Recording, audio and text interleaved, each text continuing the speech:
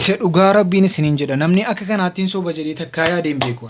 Sagalee ta'es keessaa na baase. Rabbiin lubbuu kiyyaas keessatti dhabaan jira nyaata naaf hin kennu nyaata yeroo qaalittiin manaa baate. Dhoskeetan nyaadha jechuudha. Mucattiin kun nuuf fayyadamtu jedhamaa jirti. Araboonni nama 3 yookaan nama 4 na gudeedaa jiru jettee uummatatti himattee turte. Uummanni hariin immoo ergii sagalee ta'ee fi booda ergii si achi keessaa baasuudhaaf wanti baay'een ergii hojjetameen booda hojiin si kun soba jedhame. Amma garuu akkasiin hidhamtu gaafatamaa jira. Shamarran biyya Arabaa guutuudha akka nu sagalee taane gootetti mucattiin kun seeratti dhiyaatu. Qofa biyya Arabaa keessa galuu qabdi lammaffaa biyya keenya keessatti seeratti dhiyaattee murteen maal ta'e kan jettu akkamitti maal jettise kan jedhu wajjin ilaalla. Soofu marbuuna baara wallaa dadala. Soofu mariin buuneetu ol hin deebiin makiinaa binnee jirra Oroota. Uummanni Oromoo galatooma ulfaadha makiinattis kan wajjin ilaallu ta'a. Nam tokko immoo ituma raachii waccuu leenci bishaan dhugee gala jedhama miti Oroota. Ituma gurbaan kun iyyaa jiru. Allaattii duuti lafa jedhan ol bararii gabararii ashittiin abbaa feetaa jaalattu isiin itti heerumtu Kiyaar Bashir bicha. Kiyaar Bashir itti malee ashittiin hin heerumtu jedheetu akka barbaade haasaa jiru Kiyaar Bashir. Jannanni kahoo jiraate siifin shannaa. Haa ta'u malee Kiyaar Bashiris waan kana irratti aarii natti fakkaata dhingadda fuudhee jira.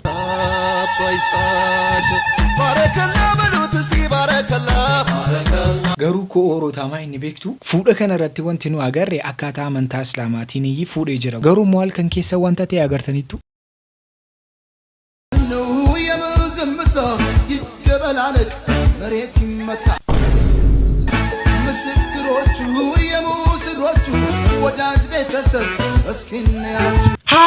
Hold on, bro. How many times these come to me each other together? How many times these come to me and we have take punch each other together? Jechuun akka kanaatti nama guddaa miti akka kanaatti godsuuf maal barbaachisaadha amma. Kiyaar Bashir maarakkoo guddaa sirra jira dhugaa rabbicha waan haasoftee guutaan jirtu achi kaatee immoo akka kamii qoyi warri kee. Homaa waan isin qalchi tokko hin jiru. Keessattuu ustaazniif immoo tiiktookii irra ijoolleen jiran akka kanaatti wal qabanii jiru. Dubartii odoon heerumne ama 30 ama 20 teessu 25 teessu 30 jirtu dulloota jedhanii ustaaz ergee haasa'aniin booda garuu rakkinni guddaa uumameera jira Oroota. Yoo islaamummaan akkana taate wal gaafanna rabbirra wal gaafanna shi'aana waan dhuunfaa rakkina guddaatu ta'a jira Oroota. Giddu gallee jara kana nu walitti araarsuu qabna jenna. Salaamu alaykum wa rahmatullahi wa barakaatu. Akkam jirtu jarra amantii biraa, jarra amantii kiristaanaa, jarra amantii musliimaa, jarra amantii ortodoksii, jarra amantii kaatoolikii, jarra amantii fiqirsiizimii. Tokko Oroota maal jedhama beektu ijoolleen durbaa nyaata dandeessee nyaattu jedhanii haasa'u nam tokko.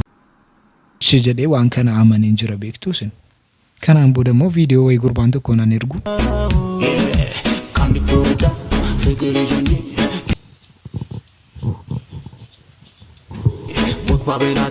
Sugar matana kajibalati kalana tafchi Gera filega Liqimsu fakkaata. Garatati sanda wone kibirelati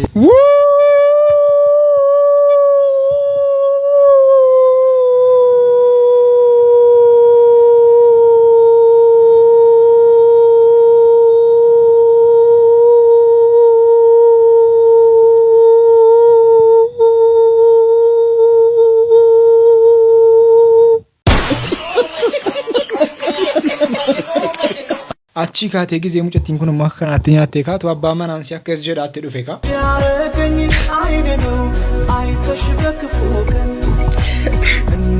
Amma akkasii miti waxii kan hojjetu isa ta'uu qaba kan bakkeedhaa hojjetee dhufu isa ta'uu qaba. Ati manuma keessa qofa jiraachuun kee gaadha shi.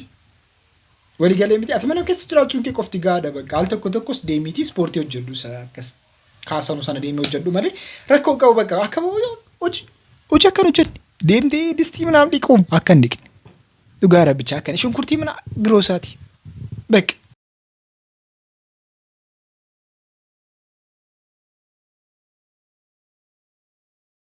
Oroota gara biraatiin immoo jarri wayii immoo jaalala keessa darbanii roomaantikii hojjetaa jiru. Jaalalaa fi roomaantikiin gizee walitti dhufu dhugaa rabbicha jaalala baay'ee bareecha. Mimi jaalala akkamii hojjetaa jiru. kunoo. Haalabi fakkii buufatee jaalatee jiinsi filatee. Tokki jaahiri yaadudha abdi jiru si godhatee. No.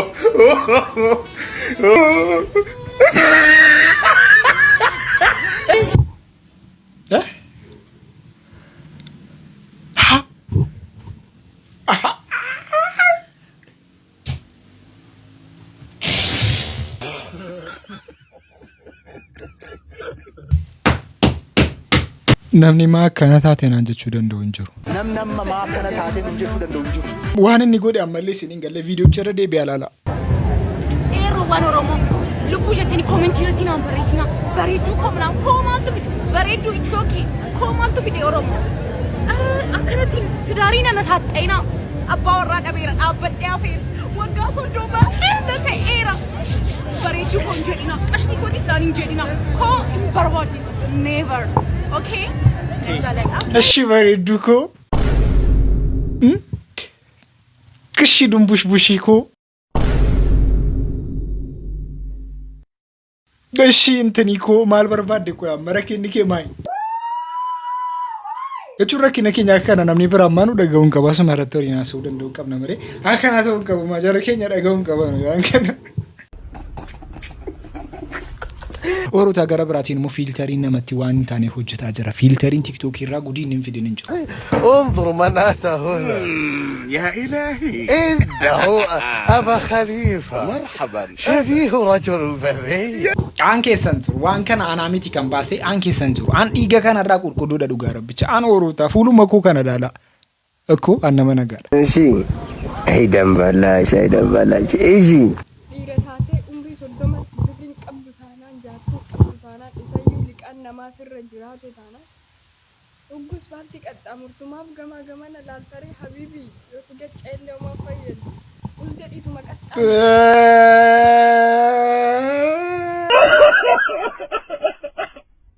Adee waggaa 30 nan taane yoo dhiqeen namaas narra jiraate si'oon qabeenyaan qabaannis waggaa 30 illee garuu hin geenye.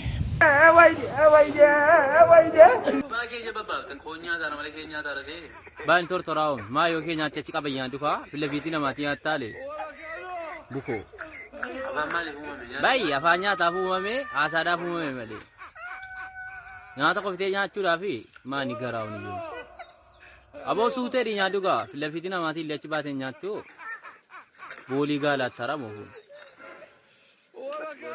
Bannuun boorishaadhe tortoraan kun. Atoo nyaata kanan gabbattu ila funyaanii fi afaanii gaditti dhufu. Bayi.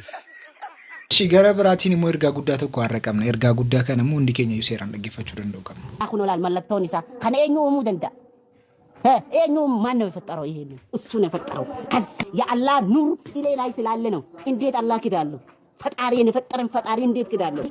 ኢሲኒ መሌ ኢሲን ዮታ ከተከበር ዮ ኢሲን ዱኩ በቆፈረ ቢያደተኒ ዮ ኢሲን ዱኩ ዮ ቀርሺ ዳብደን ቆፈረ ቢያደተኒ ሚሲን ዮ ጃርቲ ዳብደን ዮ ሐና ዋን ትብራ ባፍተን ዳብደን ቆፈ ወያ ረቢ ያ ጀታ መሌ ጉጀ ተከረቢ ፈያቴ ትያመንታ ቀርሺቴ ትያመንታ ሁሙና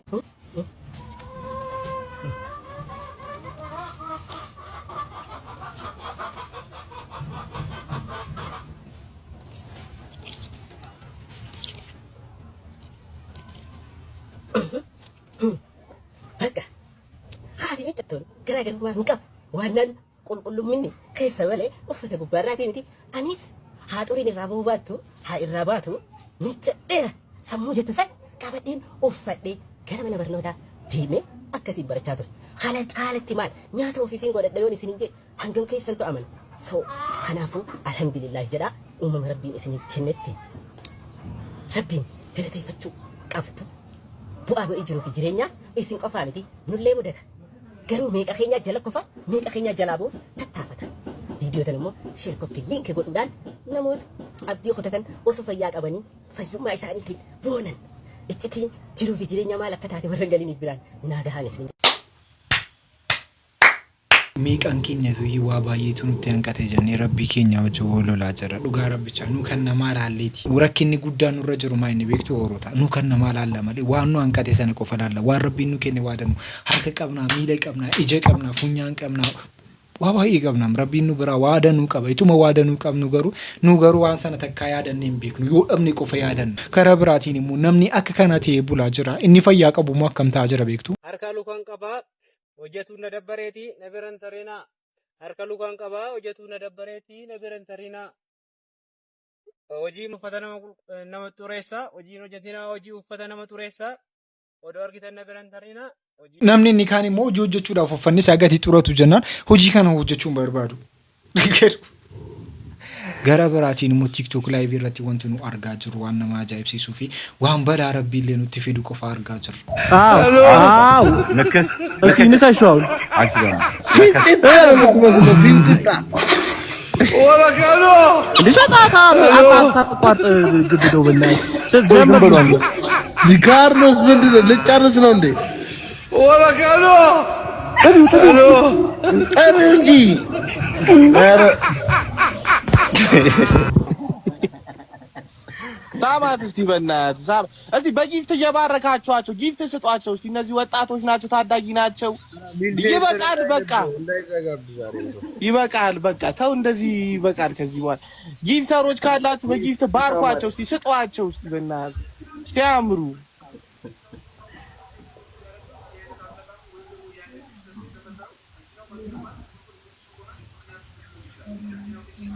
ራችሁ ግን ያስቀናል የምር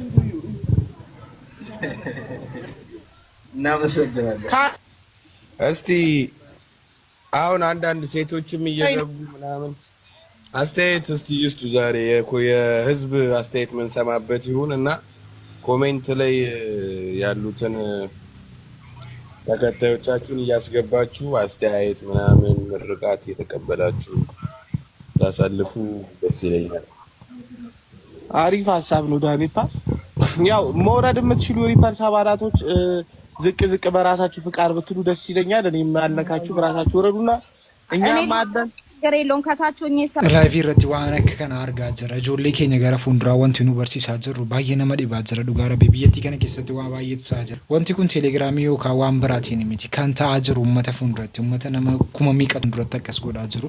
Wanti kun noormaalii ta'aa jira Oroota. Gara biraatiin immoo makiinaa keenya maal aduu qabna? Makiinaa nuu binne maal aduu qabna Oroota? Makiinaa keenya. Baga gammadan uummanni Oromoo galatooma ulfaadhaa isiniin jenna kunoo makiinaan isin konkolaataan isin nu yaaddanadha nu bira ga'ee jira. Dhugaa maal akka jedhee hin beeku achirraa waraabamee jira.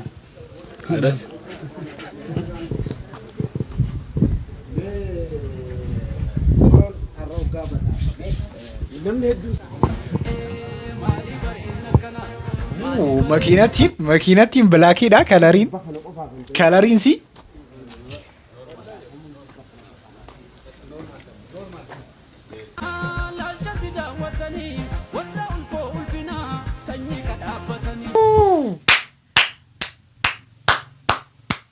makiinattiin kalariin si jettu moo bareedina makiinatti jettu moo it's crazy dhugaa rabbicha.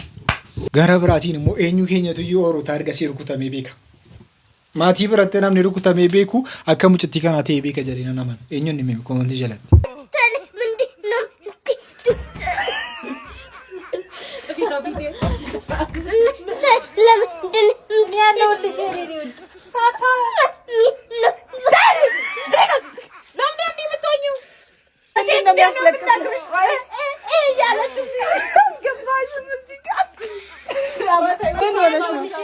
ምን ሆነሽ ነው?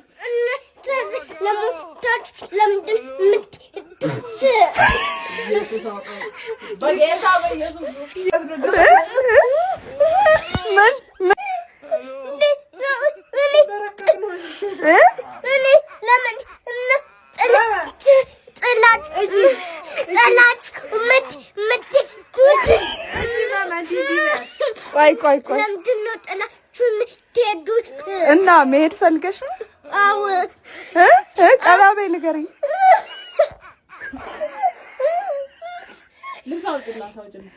መሄድ ፈልገሽ ነው? እና ግን ለቀሳል እና እንዴ አልቀሳሽ ነው የምትሄጂው? ወይ ጉድ ልጅ እኮ ተቀጥቅጣ ትንፋሿ እስከሚያጥራት የተተወች ልጅ ነው እኮ የምትመስለው። እሺ አልብሻት በቃ እንሄዳለን። nama beekutu beeka dhugaa rabbicha kanatti jarri boossanii beektan beektu bakka keessattummoo gizee bokkaa rooba akkas gootanii beektu mucattiin akka sanaa ta'aa jirti. Oorota gara biraatiin illee aanaan illee walitti qabatee mucattii kanaaf kan sagalee ta'an uummata baay'eetu jiru. Mucattiin kun rakkina guddaa keessa jirti jennaan nu hariinuu sagalee ta'aniifi turre akka biyyaatti nu gowwomsitee jirti. Nama jaallatan immoo gowwomsuuni gowwommaan jedhamu dhugaa rabbicha amma fakkeenyaaf ati gwaaddanyaa kee gatii baay'ee jaallattu jenna. Gwaaddanyaa tan akkas jaallattu sun dhuftee yoo si gowwomsite ati gowwaadha jechuu miti. Ajumina siiti malee ati gowwaadha jechuu miti. Ammas mucattiin kuni uummanni keenya sagalee kan ta'ee fi gowwummaa isaatu hin ta'in ajumina sirraan kan ka'edha. Mucattiin kun akkas jechuun si immoo rakkina guddaa uummata irratti fidee jira. Mimi kanaan dura namoonni akkamitti sagalee ta'aafii turan. Rabbii guyyaa qiyaamaa yoo sodaatte viidiyoo tana bira kutin rabbii si qabeetti jiraachuu viidiyoo tana bira kuttu iyyiti rabbii guddaa si agartu sheer godhii wal biraan gayyachuu akka itti bahan malee akka itti galan hin beekan jetti Oromoon. Miyyoo tana azaaba biyya duniyaa dadhabu jirti biyya Arabaa tanatti Oromoon rakkoo himuu malee rakkoo furtu amala Oromoo jechuudha. Miyyoon tuni biyya Arabaa tanatti waan ilmi namaa hin garree argu jirti waan hayawaanni bineensi alaan taane ta'uu jirti jechuudha. Arabni irra geessisu jira. Miyyoon dubbattee jirti firrallee dubbatte dhalaan ta'e tan dubbatiin hanga qabdu jechuudha. Waan rakkoo akkanaa wal fakkaattii waan akkanaatiin miidhamu jirtu ol kaatee karaa dubbannee jira jechuudha. Oromoo yoo jiraattan yoo ambaasii biyya Arabaa tanaa qabaattan miyyoo tanaa dirmadha rabbi sodaadhaa miyyoo tanaa dirmadhaaf. Miyyoon tuni waan isin jettu dhageessanii jirtan. Shabaaba nama sadii jira sadeen kun halkan wal naddabranii taranyaa eeggatanii wal naddabranii irriiban qabu jedhu. Yoon dide akka baqaana cafaqanii na gombisanii na fandisanii jette miyyoon tun. Yoo rabbi sodaattan dirmadhaaf Oromoon rakkoo himuu malee rakkoo furuu beeytu. Rakkoon himti malee furtu Oromoon. Miyyoo tanaa dirmadhaaf. Bishaan dhugu bishaan ammaa maana obaasanii jedhu nyaata nyaadhu jette gisee isin manaa deemte faadhaa suuta akka hattutti nyaadhaa jette raatii banaanii saabanii jedhu waan hin dalagu waa takkanaan kannan jette bilaashittiin dalaga malee yoon hin jara kana ijoollee isaanii tana jalaa waan isaan barbaade yoon godhuu baadhee nan dhiisanii arra yoon hin jalaa dide arra jireenya kiyyan jiruu jette dirqamaan na fayyadamanii nam sadeen taranyaa wal eeggatanii na dabranii jette. Tun duuba jireenya obboleessa hin baasi jettee wannummaan gartee maqaa himattee as keessa teessituni yoo waan akkanaa tanaaf furmaatan godhe duuba yoo guyyaa qiyaamaa san waliif furmaata ta'anii akhiree wal fayyadaa namni kun dila miidiyaan kun iyyu jira jechuudha wanni miidiyoon furmaatuma tokkoon kan hin yoo dandeessan afaan Amaaraatiin sagalee ta'aaf Oromoo waa takkallee waan fayyaddu hin qabdu ani argeemi sagalee afaan Amaaraatiin ta'aaf Oromoo Itoophiyaan guutuu naa taatuufi. Miyyoon tun hanga ilmi namaa tokko dubbatte ijoolleen shamarran keenya dabree waan akkanaa tanaan miidhamu jira jechuudha. Garuu ol bahanii dubbachuu hin danda'an. Firraa dubbachuu hin danda'an. Waan rakkoo meeqa biyya Arabaa tana keessa mudachuu jira rabbi malee ilmi namaa beeku jechuudha. Ta'u ol kaateen dubbanne hedduu. Yoo rabbi sodaattan miyyoo tanaa sagalee ta'aa fi bakka isin jirtu sanii baasa. Tun tana qabdi jechuudha. Soo saniifuu rakkoo kanaatiin warri miidhamu jirtanii ijoollee shamarran keenya dubbadha. Rabbii isin baasaati jechuudha. Cal jettaniif itti ilaalina. Waan intalli kun nu goote immoo milinik nuun goone jedhaa jiru Orota. Wallaahi waan intalli kun nu goote mililik Oromoo hangana gochuun nan shakka. Hanga kana nu boocistee imimmaan nu buusisiiftee aramni akkanatti taphataara ganamaaf galgala jettee aramni har'a waggaa tokko birrii kiyya naaf hin kennine jettee nu boochiftee imimmaan nu ficattiiftee kaate jechaadha.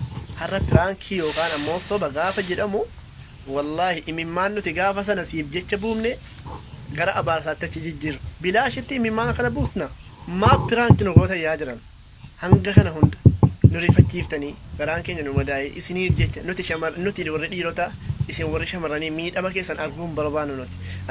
Nabichaa miti nama meeqatu intala kanaaf jecha imimmaan roobsee shamarranillee akkuma kana baay'ee dhifattee kaan boosse wallaahi nama baay'ee boo'e.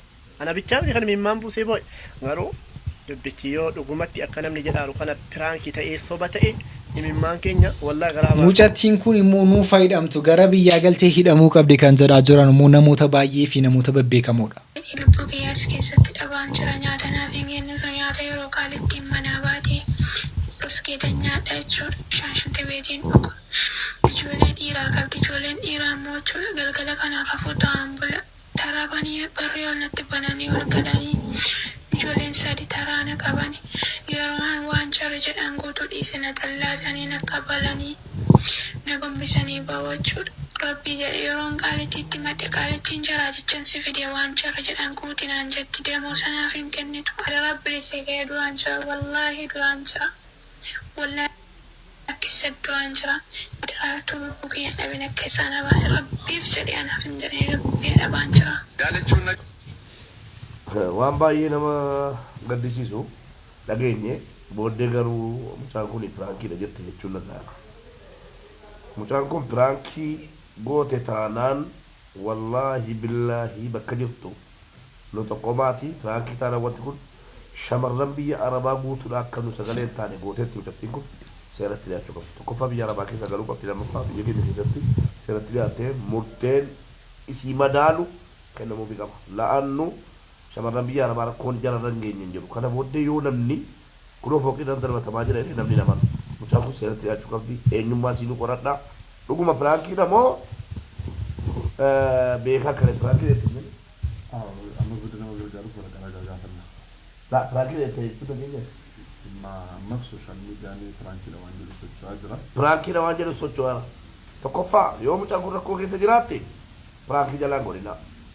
Yoo immoo mucaan kun rakkoo keessa hin jiraanne sobdee piraankiidha jetteetti ta'ee addaan nu baasa kanuma barbaada. Namoonni addaan baastan koomentii godha. Koomentii godha. Akkasii gara biyyaatti galtee nuuf qabamtu jedhaa jirti. Aniyyuu jechuudha dhugaa rabbichaa akkanittiin. Jechuun wanti kun ikkoo siniifillee gaarii miti. Mituma pirankii guutanii waan akkasii miti kan pirankii godhamu. Pirankii waan akka kanaa miti. Pirankii illee adda baafnee haa baru. Wanti kun namoota baay'ee gatii qalbii cabsuu danda'u jennaan waan dhugaa irratti hundaa'ame miti kan namni pirankii godhamu. Mucattiin kun yoo akkas ta'e uummata kana deebitee jechuudha dhiifama gaafatte uummata kana deebitee uummata kanaaf waan ta'e gochuu qabdi jenna. Sagantaa irraaf qabanne asumatti dhaabatu. Sagantaa biraatiin immoo itti deebinuti.